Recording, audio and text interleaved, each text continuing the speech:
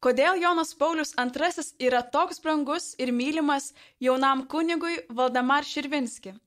Kviečiame klausytis jo atviro pasidalijimo iš studentų ateitininkų Rudens akademijos Jūs patys esate bažnyčia. Šventasis popiežius Jonas Paulius II.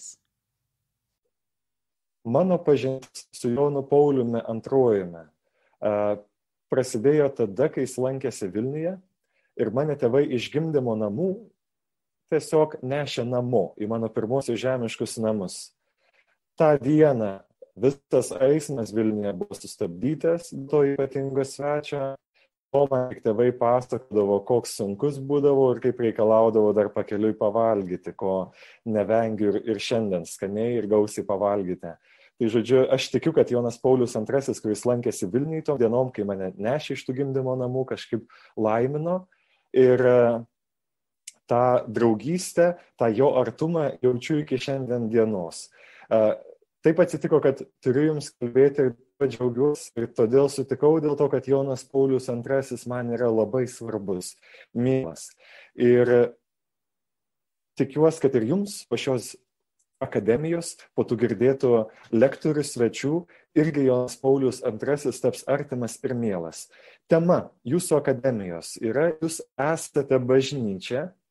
Taigi Jonas Paulius II, kai kalbėjo jaunimui, Lietuvoje sakė, jūs patys esate bažnyčia, būkite joje veiklus, stiprus, kupini šventos liepsnos. Tai ką reiškia? Noriu šiek tiek tą pavadinimą panagrinėti ir po to privesti dar prie Jono Pauliaus II gyvenimo.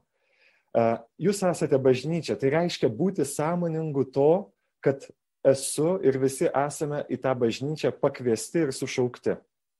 Bažnyčia, jums nepaslaptis, iš graikų kalbos reiškia eklezija, tai reiškia sušaukti, susirinkimas ir mes visi pakrikštyti, tikintis Dievo žmonės, tikime tuo, kad nei vienas čia neatsiradome nepašauktas.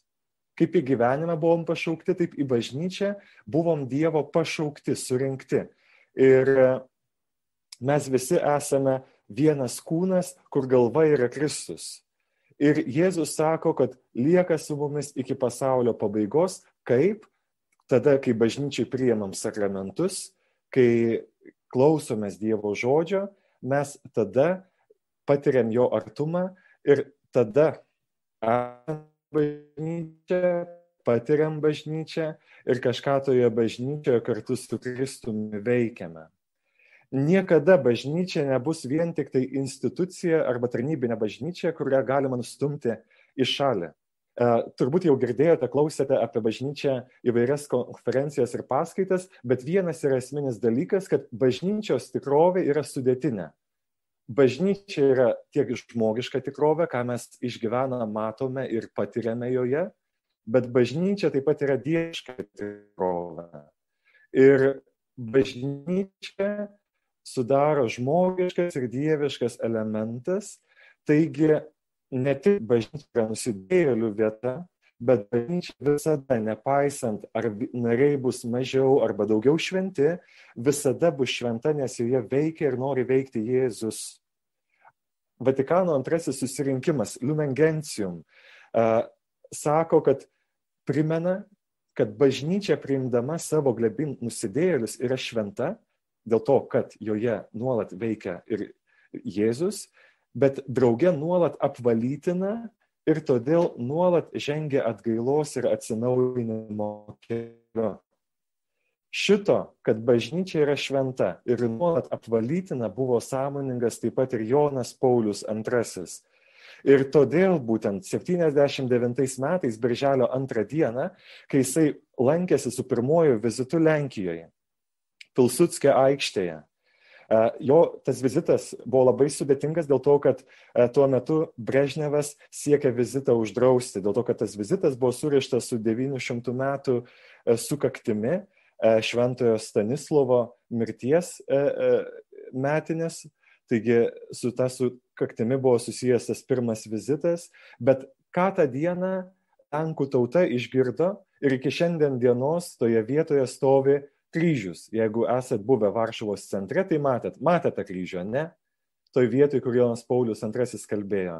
Ta dieną jisai sakė žodžius pilnus jėgos, tikėjimo, sakė, aš Lenkijos sūnus ir popiežius, iš Lenkijos krikšto 1000-mečio gelmės ir sekminių išvakarėse, drauge su jumis visais meldžiu. Ten užžengia tavo dvasia ir atnaujina žemės veidą. Padaręs mažą pauzę, kur visi buvo sulaikę tiesiog kvėpavimą, nieks nekvėpavo. Pasakė šios žemės veidą. Ir šie žodžiai, man atrodo, jūs jau esat domėjęs ir mes žinome iš mūsų Lenkijos ir Lietuvos istorijos, kad turėjo tie žodžiai lemtinį įtaką tam, kad mūsų abi šalis ir kitos šalis paspaustos komunizmo dėtų savo žengimą nepriklausomybės keliu. Viskas ok, girdite, ne? Tvarkoj. Ok. Taigi popiežius, kodėl apie tai kalbu? Popiežius nesipiktina bažnyčią, bet popiežius prisiima atsakomybę ir šaukia viešpaties pagalbos, dvasios kūrėjos pagalbos, Dievo tautos kelionėje į šventumą. Nes popiežius žino, kad Dievui reikia bažnyčios. Šiandien noriu klausti jūsų čia susirinkusio, nežinau, kiek jūsų tiesą sakant, bet matau veidus ir man džiugu, kad keletą gyvų veidų matau. Yra žmonių, kurie sako, bažnyčiai ne, o Kristui taip, arba sako, aš tikiu širdyje, man bažnyčios nereikia. Tai viskas feikas. Dievui reikalinga bažnyčia, Jonas Paulius apie tai žinojo ir tai kvietė mus įsisąmoninti, kai sakė, jūs esate bažnyčia. Kodėl Dievui reikalinga bažnyčia? Nes pats Dievas savo prigimtyje nėra asocialus. Dievas yra 3 asmenų bendrystė, nėra vienišius, kuriam savęs pakanka. Jis yra socialus, santykio esybė, kurios pagrindas sudaro meilę ir todėl pagal Dievo modelį žmogus linkęs yra į bendrystę, mainus, užuojautą ir meilę ir būtent todėl tik tai mes esame vienas už kitą atsakingi.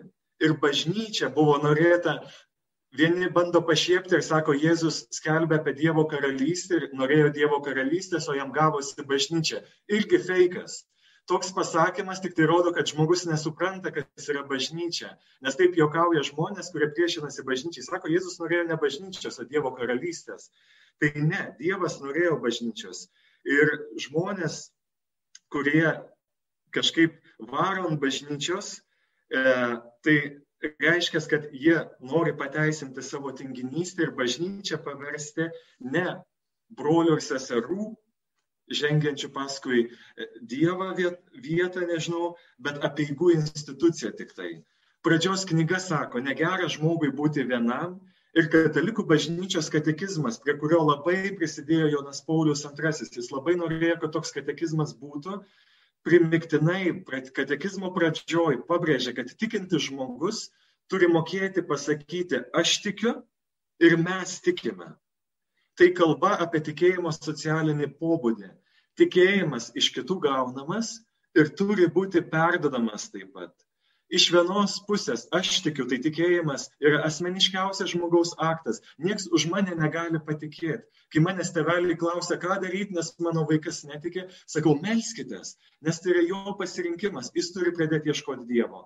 Bet kartu tai nėra mano asmeninis reikalas. Visada tikėjimas bus asmeniškiausias žmogaus aktas, bet ne tik asmeninis reikalas. Kitų žmonių tikėjimas paremia mane, o aš uždegu kitus. Jūs, man atrodo, tai patyrėte bažnyčioje jau. Jūs jau esat patyrę, kad ne vien užtenka pabūt, pasimels, bet reikia susitikimo, reikia būti kartu.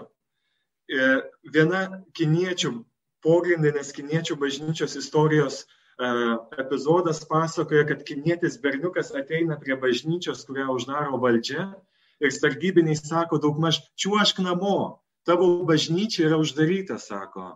O berniukas nustemba, romiai pasako, kaip tai, juk bažnyčia tai aš. Tas berniukas supranta, kad bažnyčia tai nėra vien tik tai pastatas, kad tai yra tik tai maža dalis. Kažkada bažnyčių nebuvo, žmonės pogrindžiuose meldėsi, bet buvo svarbu susitikti. Taigi, o kaip būti šioje bažnyčioje, kuri yra mums svarbi, kuri yra mums būtina mūsų išganimui, nes pats Dievas norėjo bažnyčios. Kaip būti toje bažnyčioje, kai jau ne tik krikštu esu jos narys, bet kaip ir jūs, man atrodo, esate sąmoningi viešpaties paraginimu skelbti, kad prisiartino dangaus karalystę.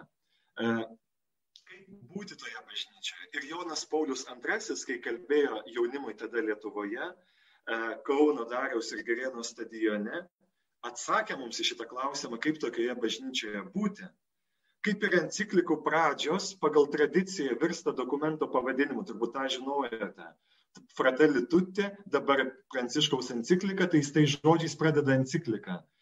Ta dieną 93 metais Jonas Paulius II pradėjo savo pasisakymą jaunimui, tai žodžiais, kurie galėtų virsti tikrai esme ir to, galima sakyti, jo prakalbos titulu.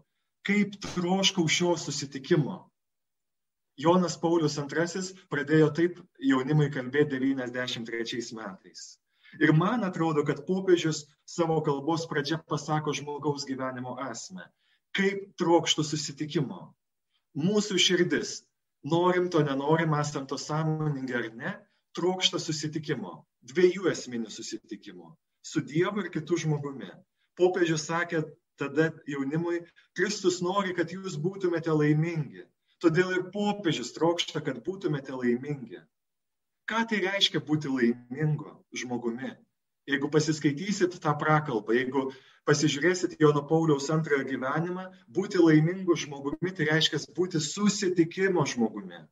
Perskaičiau didžiulius tomus liudijimų žmonių sutikusi popiežių. Pirmas susitikimas, kuris yra esminis mūsų gyvenime, tai susitikti su Dievu. Jonas Paulius II buvo to pavyzdys. Žinojo, kad jo kaip vyskupo, apaštalo įpėdinio, kaip ir kiekvieno žmogaus ir mūsų užduotis yra pirminė būti su Jėzumi. Morkus apaštalas, vienas iš evangelistų, rašo, kad Jėzus pašaukė mokinius ne teikti sakramentų, ne prekiauti abrūzdėliais ir knygomis, bet pašaukė jos būti kartu su juo. Pirmoji užduotis. Taigi Jonas Paulius II iš tų mano skaitytų liudijimų buvo žmogus, kuris daug valandų praleisdavo ant kelių koplyčioje. Jeigu paklausit Dzivišo, Mokšickio, seselių vienuolių, žmonių, kurie gyveno kartu su juo, jie nuolat įmatė ale laisvalaikiu, klupančių ant kelių ant savo klaupto koplyčioje. Malda buvo jo esminė gyvenimo ir dienos pareiga. Savo tarnystės susitikimus palydėjo malda. Dokumentus, teologinius, filosofinius, kuriuos čia aptarinėjate, žinokit, jis rašė koplyčiai, rašė viešpatės akivaizdoj, brevijorius kunigo maldaknygė, rožinis, adoracija kiekvieną dieną, apmąstymas Dievo žodžio kiekvieną dieną, kas penktadienį kryžiaus kelias gavėnios metu kasdien. Mažiausiai 15 minučių prieš mišias būdavo tyla. Jisai su nieko nebendraudavo, jisai atsiklaupdavo ir ruošdavosi šventosioms mišioms ir tiek pat laiko 15 minučių dėkodavo po mišių. Visi liudydavo, kad Jonui Pauliui II prieš ir po mišių sustodavo laikas. Kelionės, visi panikuoja, dienotvarkė, prezidentai, kardinolai, visi laukia popiežiaus. O popiežiui, tiesą sakant, dabar svarbi yra malda. Jisai žinojo, kad negaliu eiti pas žmonės, negaliu sutikti kito žmogaus turiningai, negaliu sutikti kito žmogaus kokybiškai, jeigu prieš tai nekalbu su savo dangišku tėvu. Nebus mūsų santykiuose, nebus tvarkos, nebus taikos, nebus susitarimo, jeigu mes netapsime maldos žmonėmis. Visą laiką ten atsiras manipulacijos, visą laiką atsiras pavydai.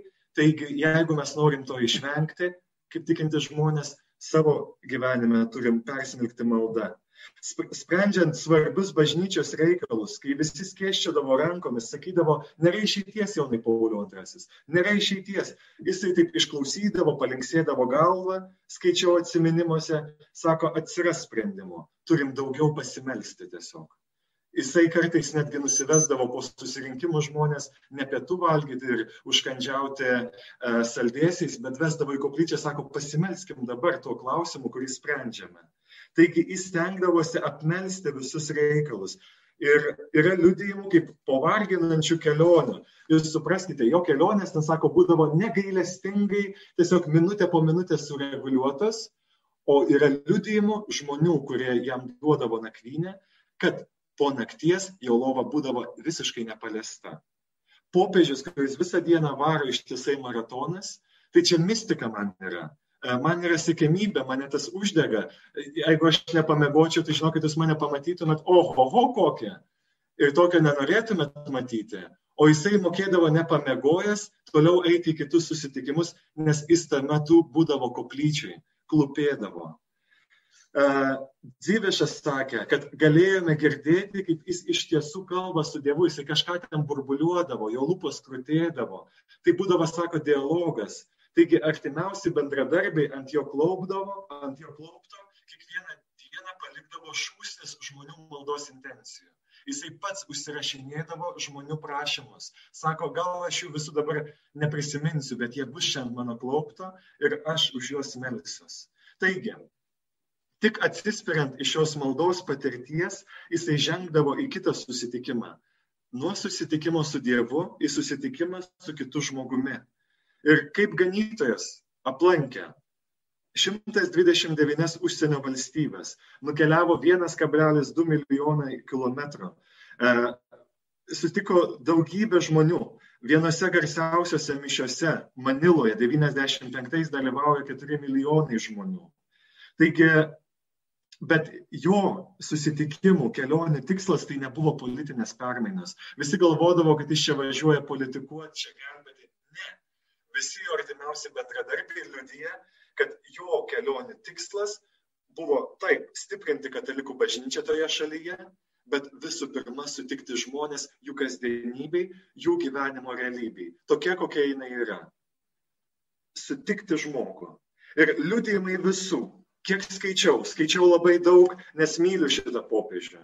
Sakydavo, kad tą vieną akimirką, ypatingai tų žmonių, kurie, pavyzdžiui, apnakvindindavo, pamaitindavo popiežių, tai visą laiką jos išrikiuodavo prieš popiežių išvykstant, kad jis galėtų jiems bent jau paduoti ranką ir paduoti rožinį.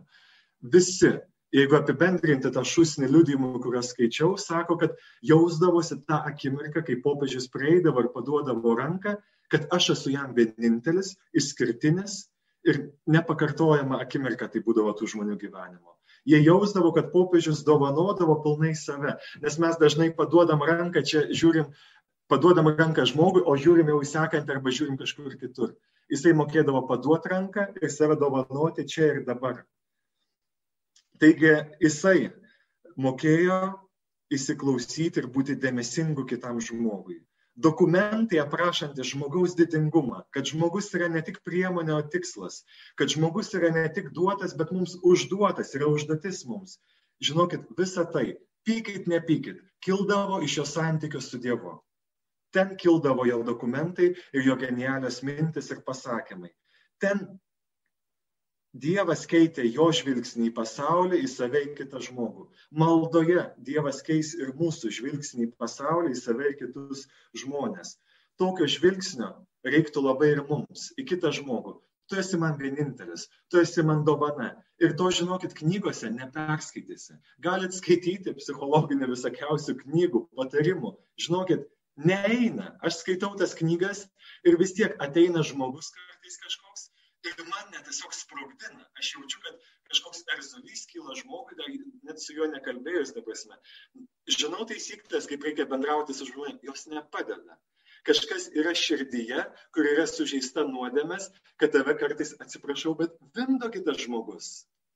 Ir tą tokį nusistatymą kito žmogaus atžvilgiu gali pakeisti tik tai Dievas, kuris mato tą mūsų sužeistumą, mato, kada tas sužeidimai buvo įvykę ir jisai vienintelis gali taip išgydyti mano širdį ir žvilgsnį kitą žmogų, kad tikrai jį žiūrėsiu ne kaip į konkurentą nuolatinę, arba kaip man užminantį žmogų ant mano skaudulių, bet kaip į brolę, ką sako popiežius Pranciškus, fratelli tutti, kad kitas būtų mano brolis ir sesė iš tiesų. Ir kad tai nebūtų žinių reikalas, bet kasdienio gyvenimo ir elgesio reikalas.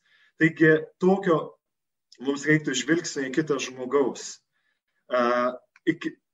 kaip mums reiktų irgi tokio didžiulio troškimo kaip Jono Pauliaus antrojo būti su Dievu.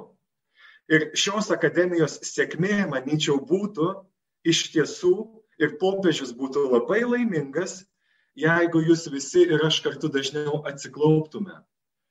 Koplyčioj, bažnyčioj, kambaryje prieš kryžių ar paveikslą ir skirtume laiko susitikimui svarbiausia mūsų gyvenime, kuris keis mus, keis bažnyčią, keis pasaulį, keis mūsų visuomenę, keis mūsų šeimas, mūsų bendruomenės, mūsų darbus. Knygos, straipsniai popiežiaus, tik žinokit, gražus priedas ir yra labai maža jo gyvenimo dalis. Jo gyvenimo esmė buvo susitikti su Dievu ir iš to susitikimo eiti į susitikimą su kitu žmogumi. Ir paskutinės, aš jau einu į pabaigą, kam atsibodo ir kas norėtume atmesti pomidorą, paskutinės popiežiaus gyvenimo akimirkos. Kokios jos buvo? Žmonės, kurie buvo aplink mirštantį popiežių, sakė, kad matė žmogų, kuris buvo sąmoningas to, kad iškeliauja į tėvo namus. Buvo visiškai ramus. Dar rankos gestų pakvietė seselę vienuolę, kai buvo labai silpna, sako, leiskite man, sako, išeiti. Nes jie dar galvojo vežti galbūt į ligoninę, bet jau kiek kartais jie yra buvęs ligoniniai, jau ten buvo aišku, kad popiežius gesta tiesiog. Tiesiog atėjo pabaiga, sako, leiskite man eiti pas viešpatę. Ir kai popiežiaus užgesta gyvybė, kai jisai miršta, kas vyksta? Ne Lietuva ir ne Lenkija nepradeda giedoti viešpatės angelo. Bet kardinolas Dzivišas drebančiu balsu pradeda giedoti iš 5 amžiaus gražiausią garbinimo giesmę, kokią turime bažnyčiai. Tave, Dieve, garbinam, tave viešpatie išpažįstam. Tave, amžinai tėvą, štai garbina visą žemę. Jūs pagalvokit, žmogus miršta, kokie keisti tie katalikai. Pradeda giedot garbinimo giesmę. Ir tie žmonės, kurie stovėjo aplinkui kardinolą Dzivišą, aplinkui popiežių, nedrąsiai įsijungė į tą giedojimą. Dėl ko? Dėl to, kad jie dėkojo Dievui už susitikimą su šito žmogumi. Dėkojo Dievui už patirtą Dievo artumą per šitą žmogų. Kad jie galėjo jausis išskirtiniai, mylimi, kad jais kažkas pasitikėjo. Ir jie tą patyrė per to Dievo artumą, per Jono Pauliaus antrojo gyvenimą, kasdienybę. Ir kas vyksta, kaip yra pranešama žinia apie popiežiaus mirtį. Nepasako, kad popiežius mirė, bet išeina kardinolas, kuris sako, šventasis tėvas sugrįžo į tėvo namus. Žinokit, mūsų dabar savaitę šitą meldžiamės už mirusius, bet nėra nieko gražesnio pasakyti apie tikinčio žmogaus mirtį, kaip pasakyti, sugrįžo į tėvo namus. Kas vyksta tada? Aš buvau 5-okas, aš stebėjau, aš verkiau, nežinau kodėl, aš popiežiaus nei sutikau gyvai, aš kaip 5-okas tada raudojau, matydamas Petro aikštėj minias žmonių. Žmonės, o mūsų nuostabai, kaip pasakytų Kėvalas, o dangau, pradėjo ploti. Kita keistenybė mūsų tikinčių žmonių. Vienas gieda tave Dieve garbinam, o kiti pradeda ploti, sužinoja, kad popiežius mirė. Ir netikinti žmonės, jeigu žiūri į mus, tai žinokit, jie stebisi mumis kartais, mūsų poelgiais.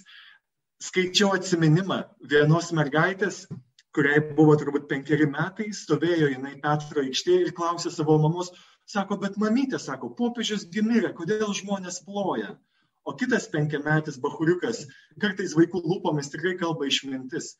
Tas bachuriukas sako, 5-metis tai sako, tu nieko nesupranti, sako, nes mama tai nežino, ką atsakyti, ploja.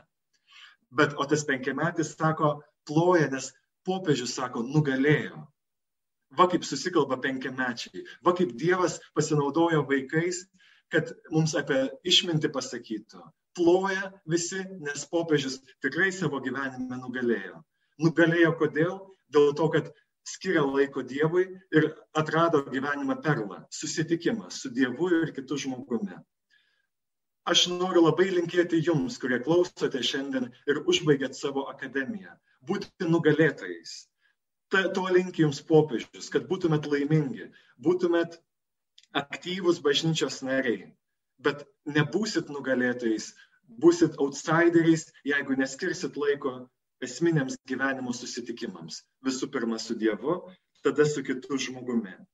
Taigi, kasdien ištvermingai ir kantriai eiti į tuos 2 susitikimus, kad po jūsų mirties, po mano mirties, aš irgi norėčiau, kad žmonės ne iš karto Viešpaties angelą giedotų, gal vėliau. Aš norėčiau, kad po mūsų mirties žmonės irgi sakytų, va Dieve, dėkoju tau už Miglę, Gabrielių, Kristiną, daugiau nematau tų vardų, už kitus, aš tau dėkoju už jį. Ir pradėtų giedoti tave Dieve garbinam.